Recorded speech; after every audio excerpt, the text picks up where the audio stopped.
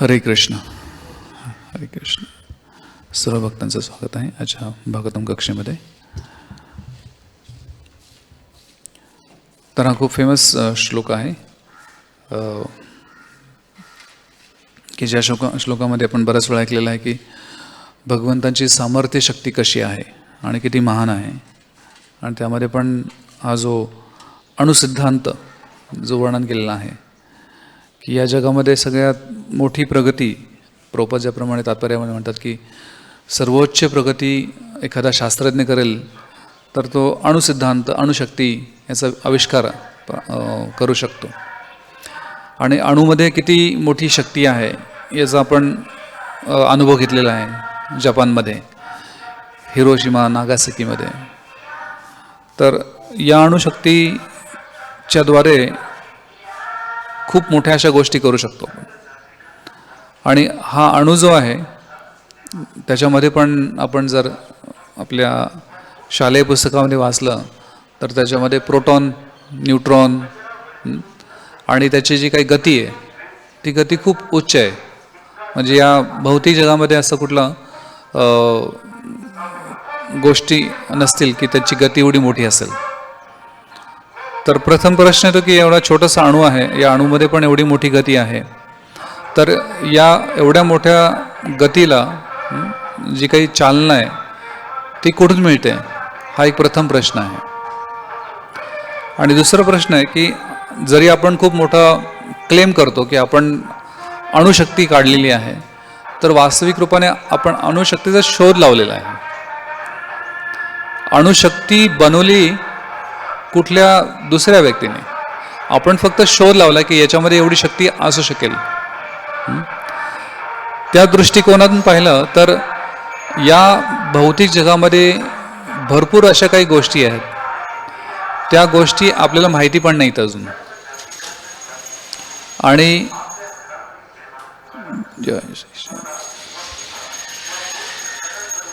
नवीन जेवढे काही आविष्कार निघतात तर ॲक्च्युली ह्याला कोणी म्हणजे हे असं दाखवलं जातं की हे बनवलं आहे आपण, पण हे आपण फक्त शोधलं आहे.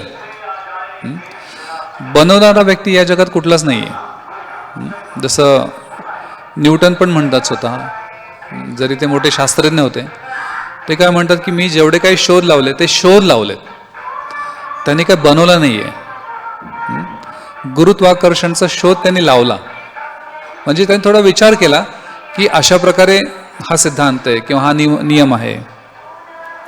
पण तो जो काही नियम आहे किंवा ती जी काही शक्ती आहे ती बनवणारा तो व्यक्ती नाही आहे. म्हणजे आतापर्यंत कुठलाही शास्त्रज्ञ असं घोषित नाही करू शकत की हे मी बनवलंय, याचा मी शोध लावलाय. आणि सगळ्यात मोठा जो काही पैसा आहे तो कुठे जातो? रिसर्च मध्ये जातो. तर रिसर्च हा शब्द जो आहे याचा अर्थ काय होतो? जे ऑलरेडी शोधलेलं आहे त्याला रिसर्च करणे, त्यांना पुन्हा शोधतो आपण. म्हणजे जे ऑलरेडी बनवलेलं आहे ते शोधण्याचा प्रयत्न आहे. त्यामुळे या जगामध्ये असं कुठला व्यक्ती नाही की जो ॲक्च्युली खऱ्या अर्थाने काहीतरी बनवू शकेल, याचा आपण शोध लावतो आणि त्याला आपण एकत्र आणतो. आणि याद्वारे आपण एखादी नवीन वस्तू बनवली असं घोषित करतो. पण ती वस्तू बनवण्यासाठी जे मूलतत्व जी आहेत ती ह्या जगामधला कुठलाही व्यक्ती बनवू शकत नाही. 24 तत्व जी आहेत ती देखील कोणी बनवली आहेत या भौतिक जगामध्ये? कोणीच नाही. तर याचा बनवणारा व्यक्ती जो आहे तो जो मूळ सर्व कारण आहे. त्यामुळे ब्रह्मदेव हेच म्हणतात ना की ईश्वर परम कृष्ण सच्चिदानंद विग्रह अनादिरादि गोविंद सर्व कारणम, सगळ्या कारणांची कारण आहेत आणि आपण फक्त शोध लावू शकतो. तर आजच्या श्लोकामध्ये काय दिलेलं आहे? जर शोध लावता लावता एखादा शास्त्रज्ञ इथपर्यंत पोचला की तो या जगामधले सगळे अणू मोजून काढून दाखवेल, जर इथं असं पोचला तर म्हणजे याचा अर्थ काय होतो की इथं कोणी पोचू शकत नाही. म्हणजे अणू एवढे बारीक आहेत आणि आपण म्हणतो की एखाद्या सुईच्या टोकावरती कितीतरी बारीक प्रकारचे जीवाणू आहेत, तर जे आपल्याला दिसत पण नाहीत. तर असं हा तर्क आहे की जर एखाद्या व्यक्तीने पुढे जाऊन सांगितलं की मी सगळे अणू काउंट केले, तरी तो भगवंतांना जाणू शकत नाही. आणि वास्तविक रूपाने ही गोष्ट होऊ शकत नाही. ही अशक्य गोष्ट आहे की अणूंना मोजणे, अणूंचं मोजमाप करणे ही ॲक्च्युली अशक्य गोष्ट आहे. जसं दक्षिण भारतामध्ये जे कृष्णदेवराय होते, त्यांचा एक जो स्पेशल मंत्री होता तेनाली, तर प्रभुपादाची कथा सांगतात की त्यांच्या राज्यामध्ये असे बरेच वेगळे वेगळे प्रकारचे तार्किक लोक यायचे किंवा काही पंडित लोक यायचे आणि ते क्लेम करायचे की मी सगळ्यात श्रेष्ठ आहे. आणि कृष्णदेवरायांचे हे जे काही मंत्री होते ते प्रत्येक वेळेस त्यांना परास्त करायचे. तर त्यामध्ये एक व्यक्ती ज्यांना आपण म्हणू शकतो की ते एक प्रकारचे अशा शास्त्रज्ञ होते. तर त्यांनीही हे चॅलेंज दिलं की जर तुमच्या राज्यामध्ये खरंच कोणी बुद्धिमान असेल तर तुम्ही त्याला पुढे आणून दाखवा. त्याला माझा एक प्रश्न आहे. आता कृष्णदेवरायांना दुसरं कोणी नव्हतं. ते म्हणले की हाच आमचा माणूस आहे. आणि त्यांना पुढे आणल्यानंतर म्हणतात की ठीक आहे, माझं चॅलेंज काय किंवा माझं आव्हान आहे की जो खरंच बुद्धिमान असेल तर तुझ्या राज्यामध्ये जेवढे कावळे आहेत तेवढे मोजून दाखव. तर तेनाली म्हणतात ठीक आहे, 1 आठवडा लागेल फक्त. आणि 1 आठवड्यामध्ये खूप खूप प्रवास करतात त्यांना असं दाखवतात ते प्रवास केला म्हणून. आणि प्रवास केल्यानंतर 1 आठवड्यानंतर येताना म्हणतात की या आपल्या राज्यामध्ये 1,70,087 एवढे कावळे आहेत. तर आता हा जो विद्वान होता तो म्हणला असं कसं कोणीच म्हणू शकत नाही. तो म्हणतो ठीक आहे, माझं चॅलेंज आहे, जर कमी निघालं तर हा तेनाली काय म्हणतो, जर कमी निघालंय तर असं समजा की आपल्या राज्यातनं हे कावळे दुसरीकडे फिरायला गेलेत, आणि जास्ती निघाले तर पाहुणे आलेत. तर अशा प्रकारे आपण बघू शकतो की एखादी गोष्ट जी अशक्यच आहे तर या जगामध्ये त्याला अशा प्रकारे म्हटलं की ठीक आहे, तू जर हे करून दाखवलंस तर तुला मानतो मी. म्हणजे एखादी वस्तू ते करणं अशक्य आहे.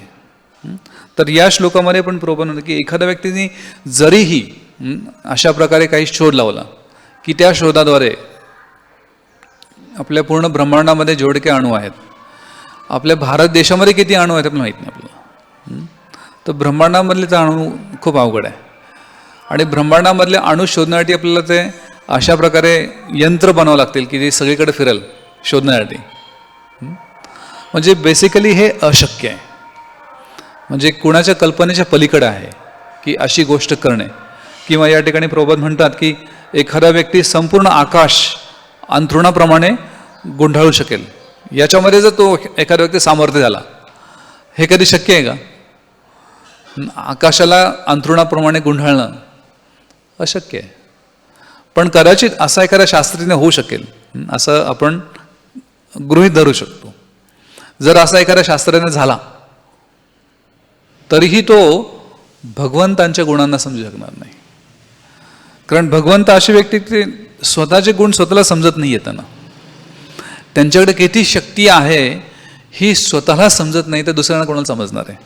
म्हणजे भगवंत किती सुंदर आहेत हे जाणण्यासाठी एकदा द्वारकेमध्ये कृष्ण ज्यावेळेस त्यांच्या महलामध्ये बसले होते आणि जो आता आपला तर लाकडाचा खांब आहे, द्वारकेमधले खांब जे होते ते वेगवेगळ्या रत्नांचे होते आणि ती रत्न अशी चमकायची आणि त्यातनं आरशाप्रमाणे दिसायचं.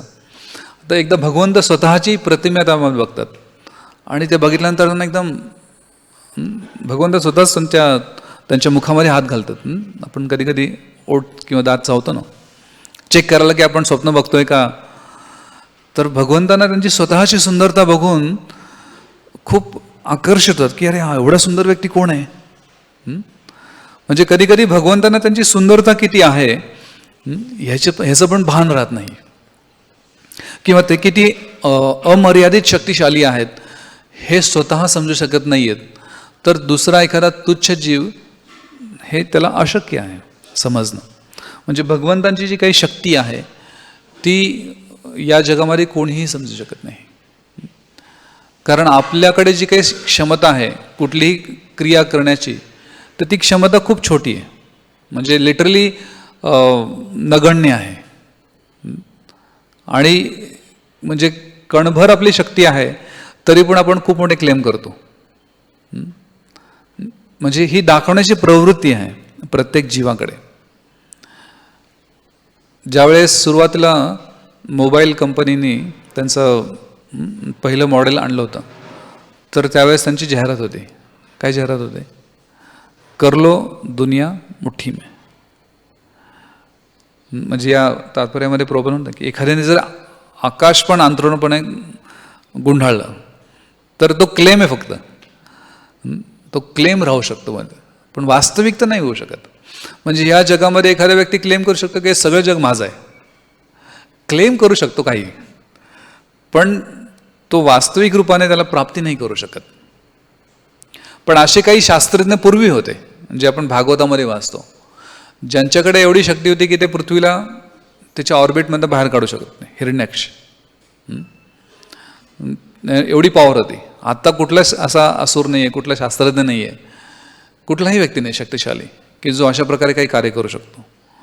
पण तेवढ्यापर्यंत एखादा व्यक्ती पोहोचू शकतो, एखादा जीव की जो पृथ्वीला हलवू शकतो.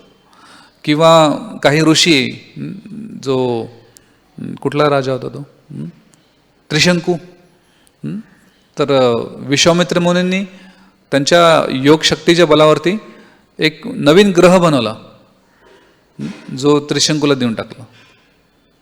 पण तो ग्रह बनवल्यानंतर काय झालं?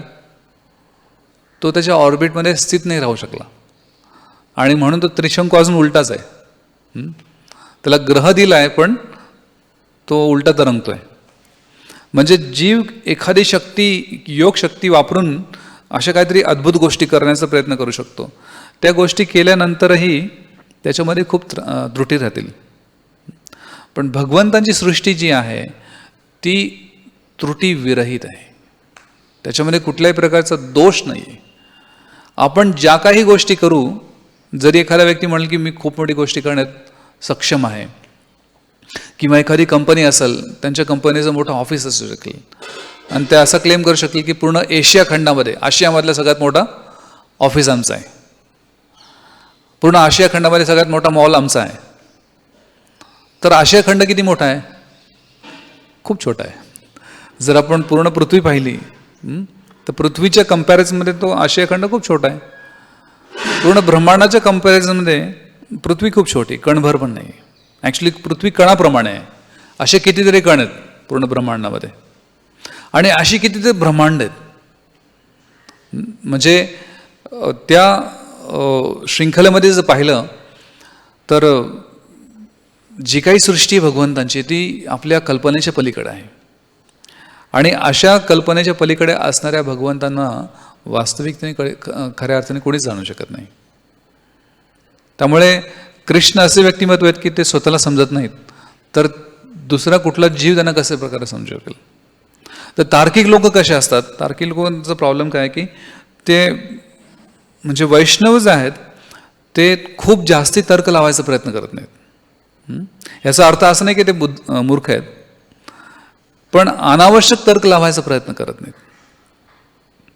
जसं एखादा गरीब माणूस आहे, तर त्या गरीब माणसाला अचानक करोडो रुपयांची लॉटरी लागली. जर तो तार्किक असेल तर तो काय म्हणेल? म्हणजे त्याला न्यूज सांगितली कोणी की अरे तुला 10 करोडची लॉटरी लागलेली आहे, तर तार्किक व्यक्ती काय म्हणाल? नाही, मला पहिलं सांगा की मी गरीब कसं झालो. लॉटरी लागलेली पुढचं, गरीब होण्याचं कारण सांगा. तर निश्चित रूपाने या जगातले जेवढे काही तार्किक लोक आहेत ते खऱ्या अर्थाने भगवंतांची जी काही शक्ती आहे ती समजण्यासाठी अपात्र आहेत. आणि जे काही सध्या आपल्या समोर असेल तर निश्चित रूपाने आपण त्यालाही चांगल्या प्रकारे स्वीकार करू शकत नाही जर आपल्याकडे भगवत भक्ती नसेल तर. त्या दृष्टिकोनातून पाहिलं तर फक्त भगवंत आणि भगवंताचे भक्त हेच वास्तविक रूपाने भगवंतांना जाणू शकतील. थोड्या क्षमतेपर्यंत, काही मर्यादेपर्यंत. पण तार्किक लोकांनी कितीही जरी प्रयत्न केले तरीही ते वास्तविकतेपर्यंत पोहोचू शकणार नाहीत. आणि म्हणून ब्रह्मदेव पण ब्रह्मसंहितेमध्ये काय म्हणतात, कारण हे सगळे ब्रह्मदेवांचेच प्रार्थना आहेत. इवन 10व्या स्कंदातला 14व्या अध्यायातला 14वा श्लोक 10.14.14 तिथं पण ब्रह्मदेव म्हणतात की आपण हे कृष्ण, कारण ते कृष्ण स्तुती करतात त्यावेळेस 10व्या स्कंदामध्ये ब्रह्मविमोहन लिहिल्याच्या नंतर. तर त्या एका श्लोकामध्ये, या श्लोक 10.14.14 मध्ये म्हणतात की वास्तविकते हे कृष्ण आपण सर्वांचे कारण आहात आणि नारायण जे आहे ते आपल्या विस्तारित रूपांचे विस्तारित रूप आहेत. जर भगवान नारायणांची एवढी अमाप शक्ती असेल आणि तुम्ही त्यांचे उगमस्थान आहात तर तुमच्या शक्तीचं कोणीच कल्पना करू शकत नाही. आणि म्हणून ब्रह्मसंहितेमध्ये पण ब्रह्मदेव काय म्हणतात की मुनिपुंगवानाम, की जे मुनी आहेत, तर त्याचं भाषांतर प्रोपर सांगतात की मुनी, आता पूर्वीचे मुनी म्हणजे काय की ते त्यांच्या मनाची शक्ती वापरून भरपूर काही कल्पना करू शकतील, तर त्याला मुनी म्हणतो आपण.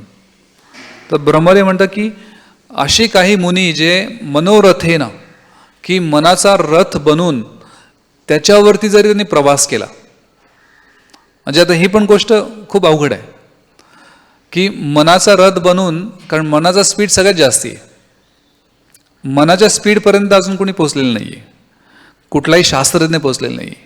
लाईट स्पीडमध्ये आपण लाईटचं काहीतरी, आजकालचे नवीन जे काही लाईट लागतात पार्टींचे वगैरे, तर त्यांचा फोकस जातो भरपूर लांबपर्यंत, पण मनाचा जो काही स्पीड आहे त्या स्पीडपर्यंत अजून कोणी पोचलेलं नाही आहे. म्हणजे आपण खूप पाठीमागं आहोत.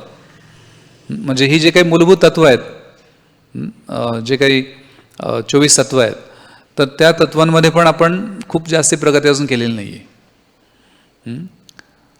पण पूर्वीचे जे काही मुनी होते ते मनाच्या रथावरती जाऊन जरी त्यांनी प्रवास केला, तर ब्रह्मदेव ब्रह्मसंहितेमध्ये म्हणतात की असे मुनी एवढा लाखो वर्षाचा प्रवास करूनही भगवंतांच्या अंगठ्याच्या जो अग्रभाग आहे तिथपर्यंत पण पोचू शकत नाहीत.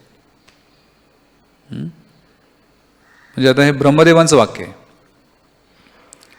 म्हणजे असा व्यक्ती जो कदाचित मनाचा रथ बनवून मनाच्या रथावर बसून प्रवास करू शकेल, हे पण थोडं अवघड आहे. पण जरी केलं तरी तो कुठपर्यंत पोचू शकेल, म्हणजे लाखो वर्ष प्रवास केल्यानंतर तो मॅक्सिमम जास्तीत जास्त भगवंतांच्या अंगठ्याच्या अग्रभागाचा जो काही, नखाचा जो काही पुढचा भाग आहे तिथपर्यंत पोहोचेल ते. तर या श्लोकाद्वारे आपण एवढी तरी कल्पना करू शकतो की भगवत शक्ती, भगवंतांची शक्ती जी आहे ती जाणणे खूप अवघड आहे. आपण फक्त ह्याला म्हणजे ह्या सर्व अद्भुत गोष्टींचा रस पान करू शकतो. त्यामुळे वैष्णव खूप बुद्धिमान आहेत. ते म्हणतात की अरे लॉटरी लागली ना, लॉटरी लागली तर त्याचा अनुभव, त्याचा एक्सपिरियन्स घ्या. तर हा वैष्णव सिद्धांत आहे. जसं एक उदाहरण प्रोपा सांगतात ना की एक व्यक्ती जहाजेवरून खाली पडतो पाण्यामध्ये, समुद्रामध्ये, आणि त्याला बऱ्याच लोकांनी दोरखंड टाकलेला की वरती या. तो वरती येऊ शकतो, पण जर तो तार्किक व्यक्ती असेल तो म्हणतो नाही, मला पहिलं सांगा की कोणी मला खाली ढकललं. मला ज्या वेळेस समजेल की कोणी मला खाली ढकल त्यावेळेस मी तो दोरखंड पकडेल, तर निश्चित रूपाने तो मरणारच आहे. तर वैष्णव काय म्हणतात की ठीक आहे, सध्या रोप पडलेला ना, म्हणजे तो दोरखंड आहे, त्याला पकडून वरती जाऊ, आणि बरोबर वरती गेल्यानंतर विचारू शकता की तुम्ही हा शोध लावू शकता की तुम्हाला कोणी धक्का मारला. पण तार्किक व्यक्ती काय म्हणाल की नाही, मला पहिलं कारण समजून घ्यायचं आहे. पण ते कारण समजणं एवढं सोपं नाही आहे. तर तार्किक लोकांचं अजून एक उदाहरण काय सांगू शकतो आपण. श्यामानंद भाऊ सांगतात की आता आंब्याचा सीझन सुरू होईल काही महिन्यानंतर, मे महिन्यामध्ये. तर आंबा एखाद्या व्यक्तीला दिला तर तार्किक व्यक्ती काय म्हणाल की नाही, पहिलं मला सांगायचं, मला कळलं पाहिजे की आंब्याची बी कुठून आली, तर त्याच्यानंतर मी आंबा खाईल.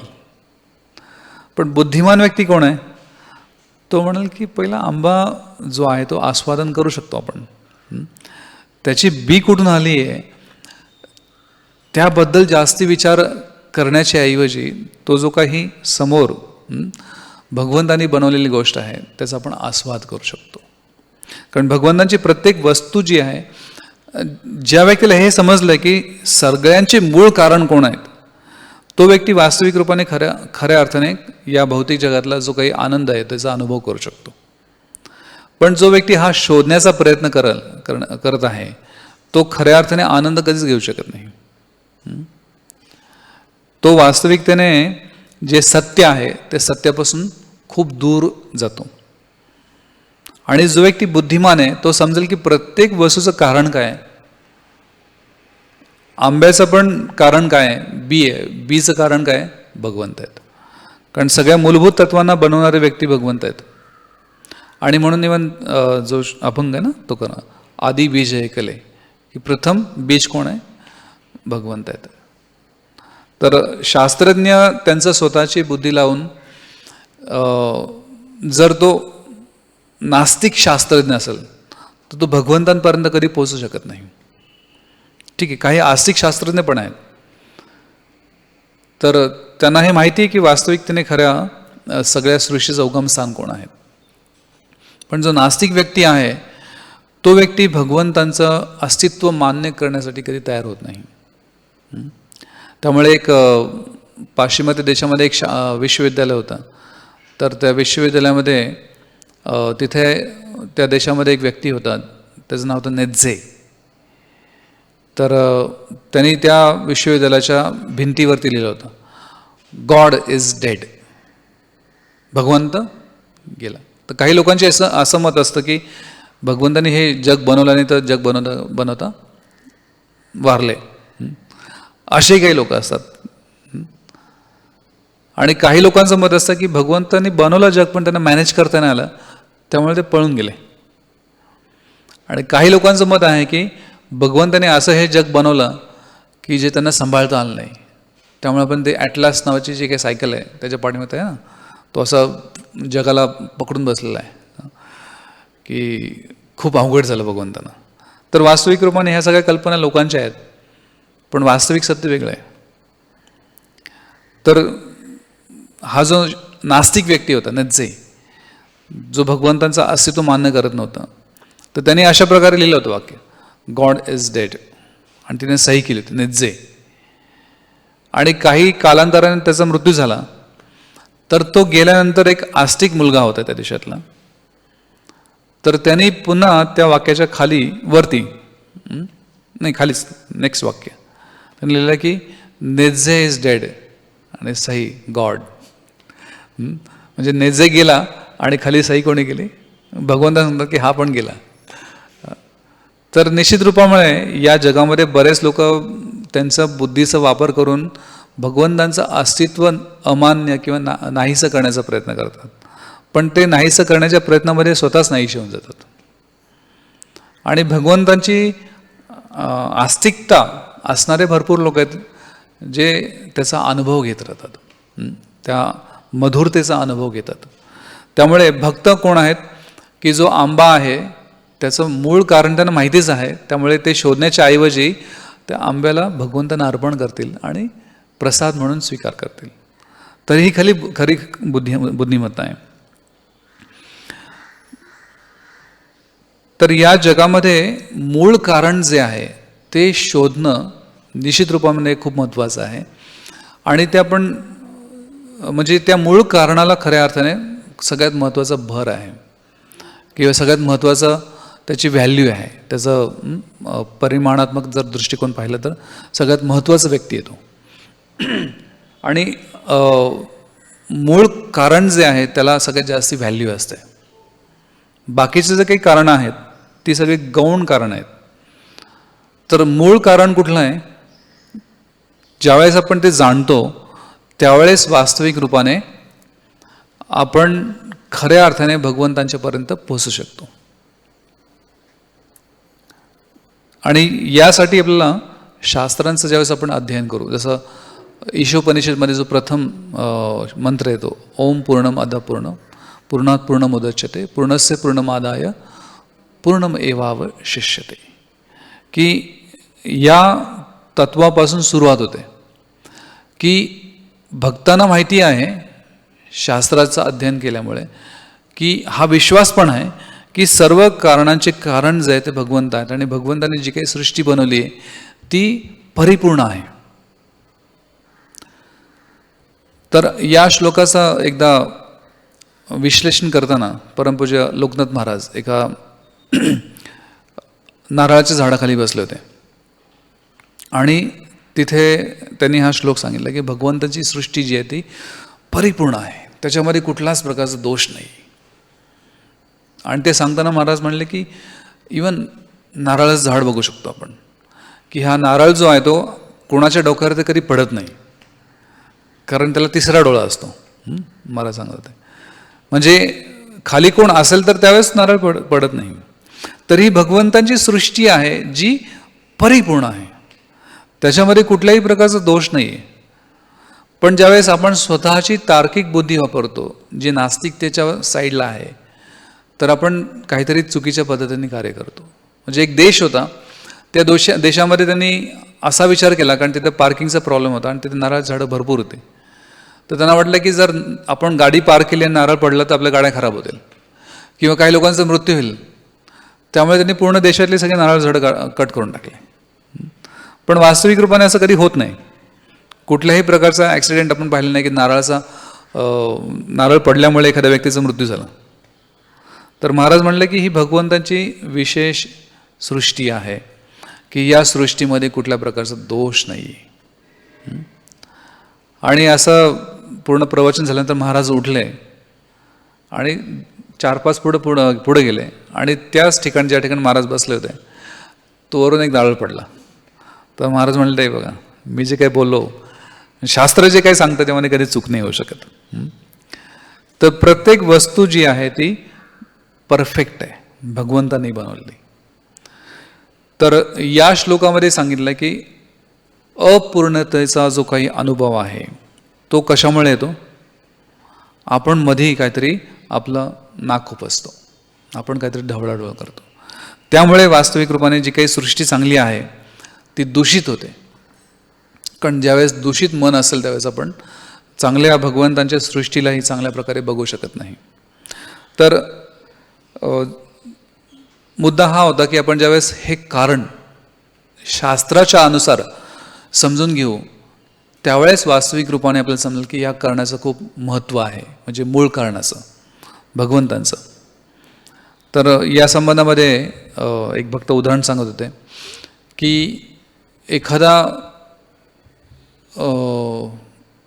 परिसरामध्ये एखाद्या व्यक्तीने कोणाचा तरी खून केला असेल तर त्या व्यक्तीला पकडलं जातं.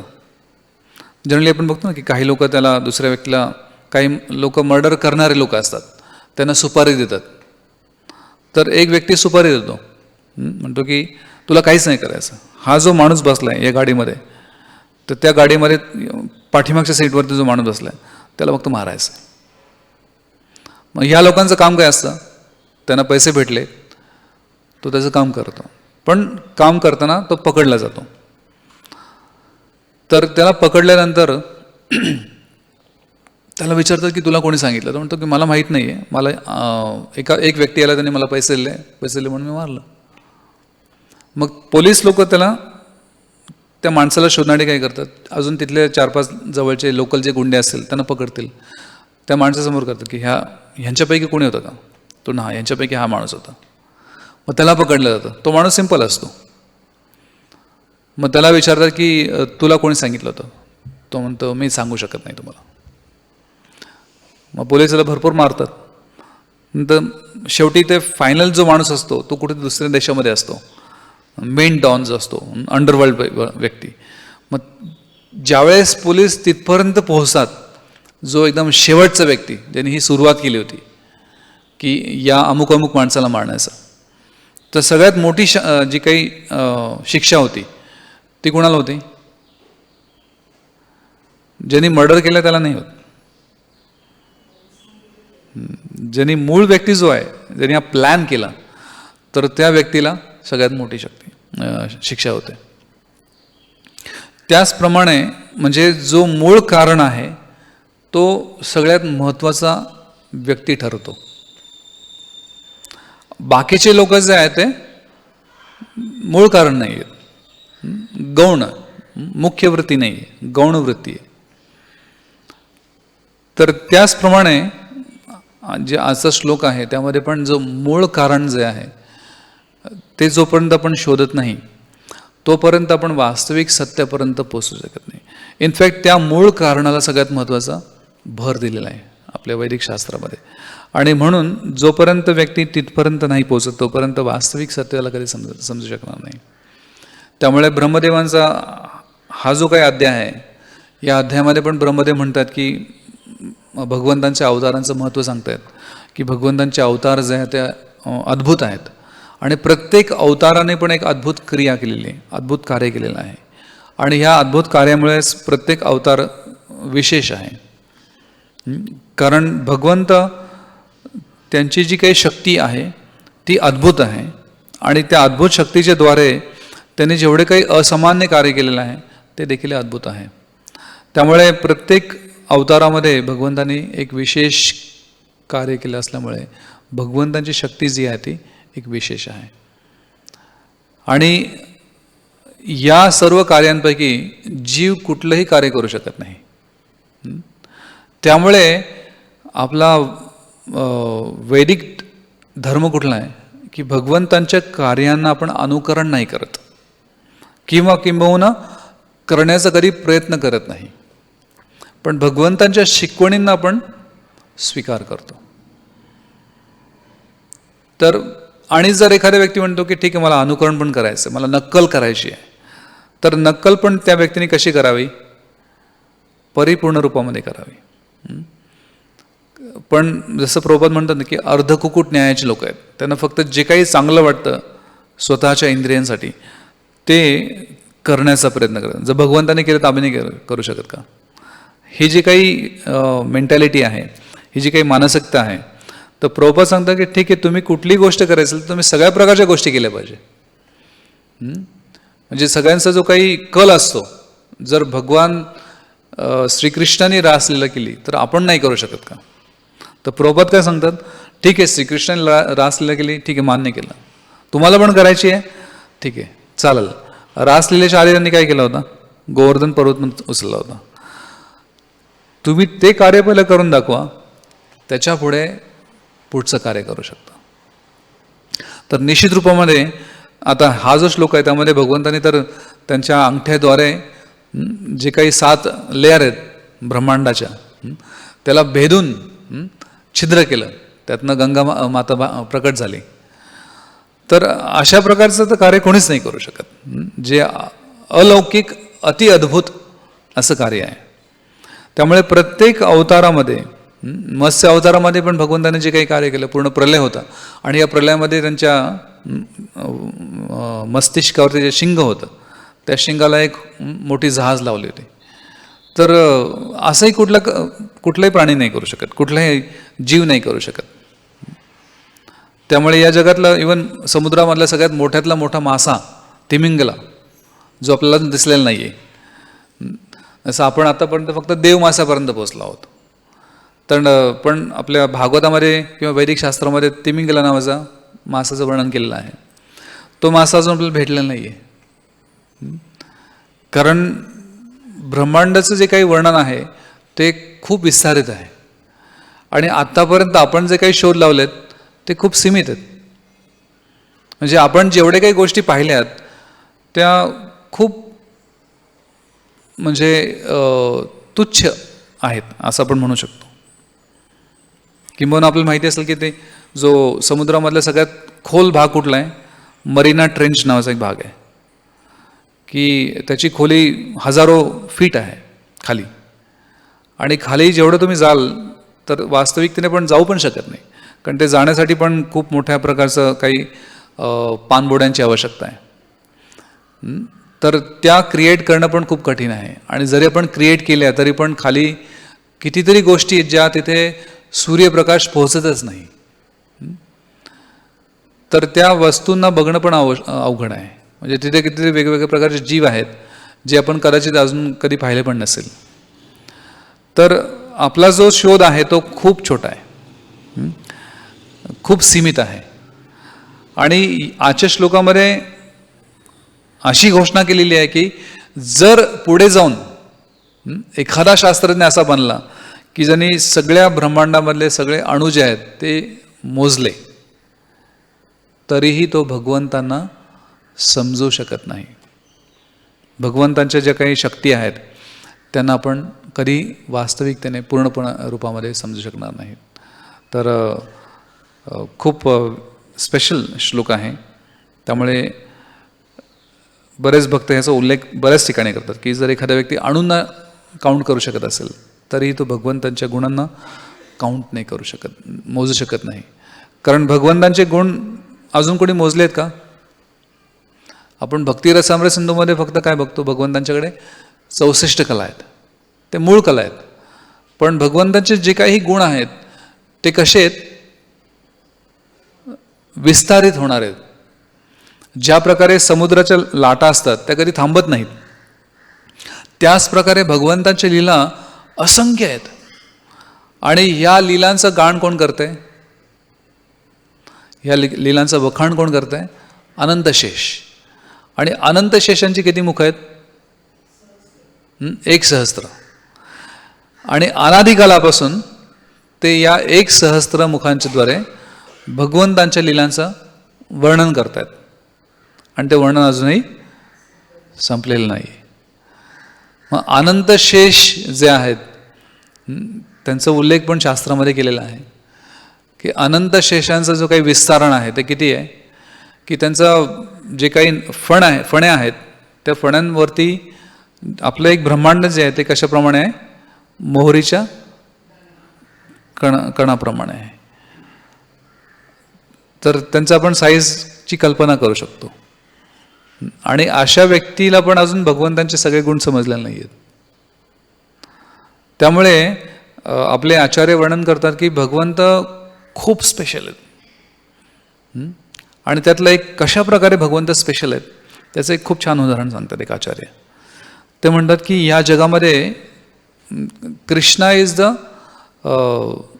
रिझर्वायर ऑफ ऑल आर्ट्स, की सगळे जेवढे काही कला आहेत ते कलांचे मुख्य स्रोत भगवंत आहेत. आणि या जगात सगळ्यात मोठी कला जी सगळ्या लोकांना आकर्षित करते ती कुठली आहे? डान्स. एक प्रकारचा एक कला आहे, म्हणजे बरेच लोक त्याला बघून आकर्षित होतात. जसं एक फेमस डान्सर होता मायकल जॅक्सन, त्याचा डान्स बघण्यासाठी लाखो लोक यायचे. आणि तो अशा प्रकारे त्या ॲडजस्टमेंट करून डान्स करायचा की तो त्याचं नक्कल करणं आता बरेच लोक करतात, काही लोकांनी शिकून घेतलं. म्हणजे एखादा व्यक्ती जो वर्ल्ड फेमस होतो त्याचीही कला दुसरा व्यक्ती शिकून घेतो.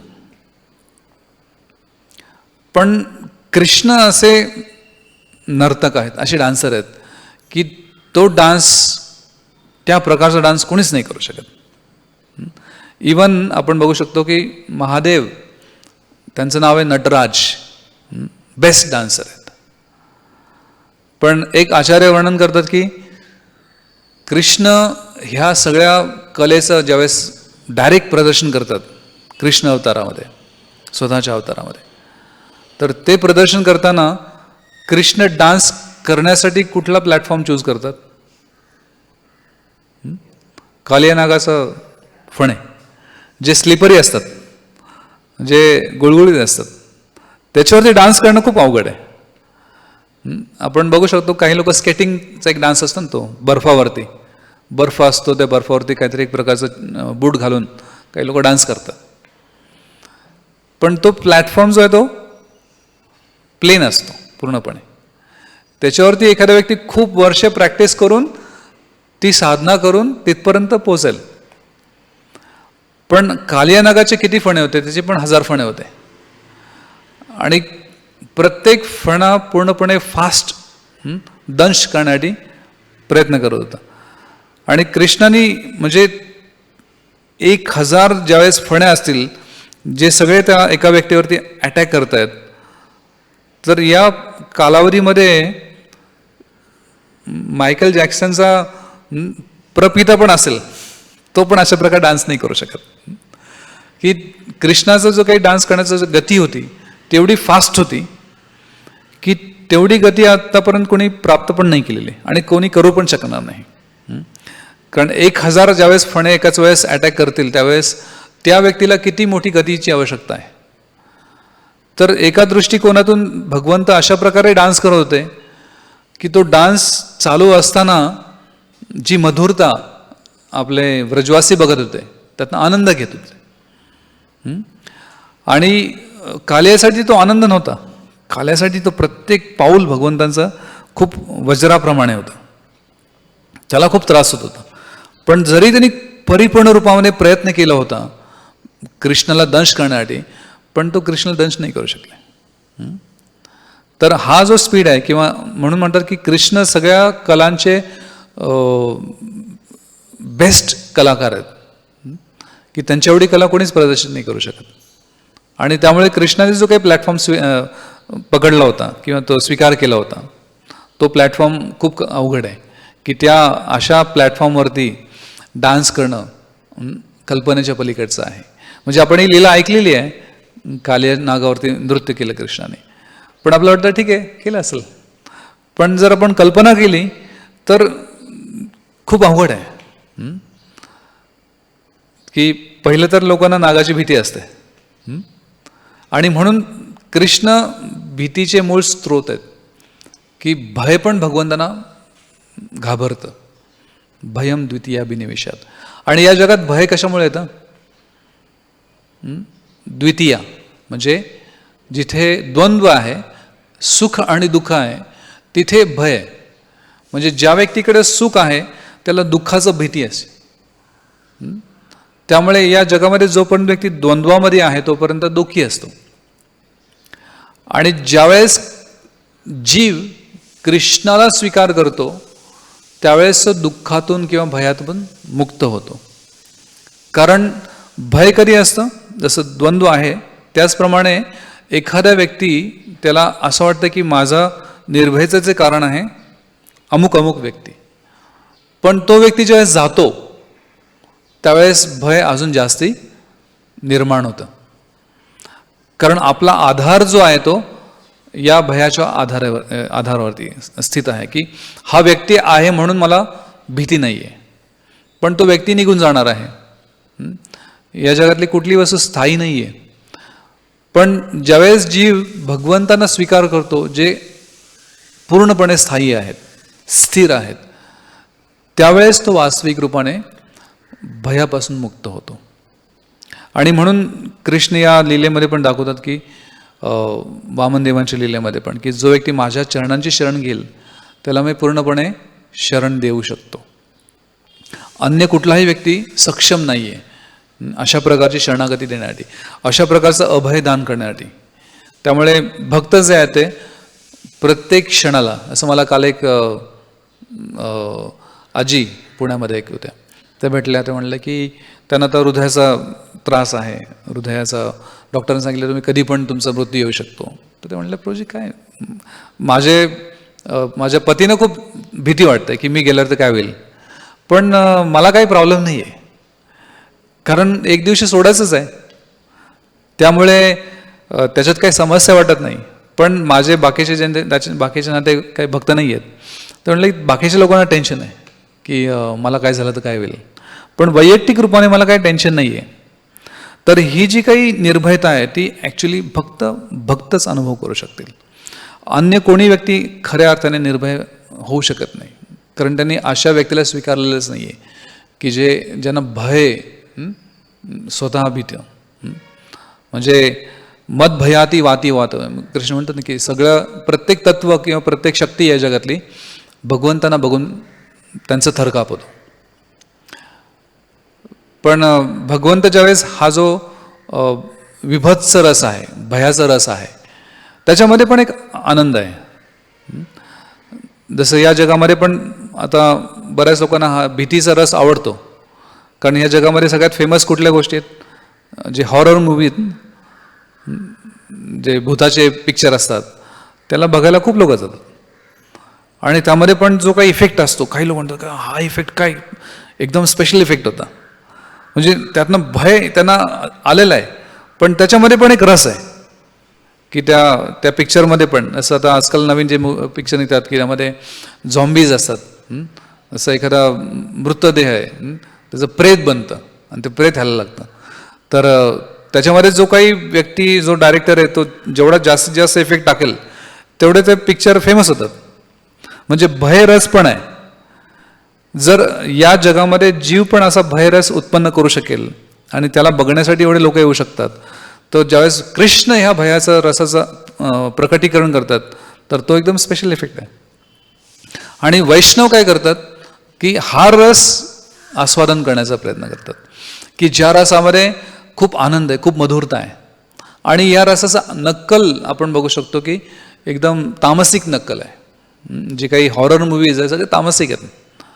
त्याच्यामध्ये पण भय आहे, पण ते भय कधी कधी खूप अपायकारक होतं. कधी कधी आपण बघू शकतो की काही पिक्चर आहेत असे जे हॉरर मूवीज आहेत, ते पिक्चर काढता काढता तो जो अभिनेता आहे तोच मरून जातो भीतीने, त्यालाच हार्ट अटॅक येतो. पण ज्यावेळेस कृष्ण असे काही अभिनेत्र करतात किंवा त्यामध्ये पण हा भयरस दाखवतात, तर भगवंतांचा जो काही आर्ट आहे, भगवंतांची जी काही कला आहे ती एकदम विशेष आहे.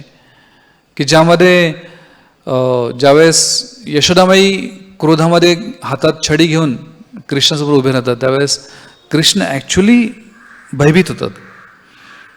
कृष्ण त्यावेळेस असा विचार नाही करत की रे माझीच बघते, मला काय करणार आहे, मला भय पण भीतं, तर ह्या व्यक्तीला बघून मला काय भीती वाटायची आवश्यकता नाही. पण त्यावेळेस त्या लीलेमध्ये भगवंत खऱ्या अर्थाने तो अनुभव करतात. आणि तो अनुभव आपण ज्यावेळेस ऐकतो, आपण ज्यावेळेस श्रवण करतो, त्याच्यामध्ये अजून जास्ती मधुरता आहे. त्यामुळे भगवंतांच्या ज्या लीला आहेत त्या लीला वास्तविक रूपाने भक्तांना आनंद प्रदान करू शकतात. आणि भौतिक वस्तू ज्या आहेत, ज्या भगवंतांच्यापासून विलग आहेत, त्याच्यामध्ये कितीतरी आकर्षण असेल तरी पण भक्तांना त्या गोष्टी कधी आकर्षित करू शकत नाहीत.